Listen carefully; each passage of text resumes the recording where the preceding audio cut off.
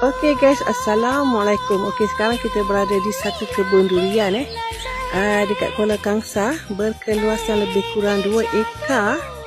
2 ekar ya guys. Okey, dalam ni ada bermacam-macam pokok. Ada pokok nangka. Okey, pokok cempedak. Lepas tu dia ada kolam Okey, kolam ni dia ada air mata air dekat hujung sana. Dekat sini dekat sini. Ada kayu ni, saya zoom sikit. Dia ada air mata air dekat sini. Lepas tu kita ada pokok durian yang dah besar-besar. Okey, pokok ni anggaran dia lebih kurang 30 ke 35 pokok. Okey, yang ni pondok Ini pondok, dalam ni ada satu pondok. Okey, ni pokok dia memang dah ada hasil Lepas tu kita ada satu biji rumah dekat situ.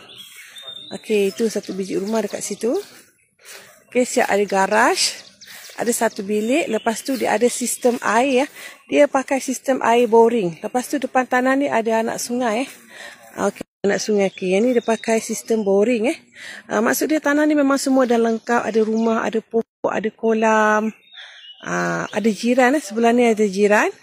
Keliling dia dikelilingi oleh bukit bukau. Memang cantik view dekat sini. Korang dapat dengar tak bunyi burung berkicauan? Memang lawa guys. Ni beli cuci kaki. Tak payah buat apa dah guys. Terus boleh duduk. Pokok pun banyak dekat sini. Okey.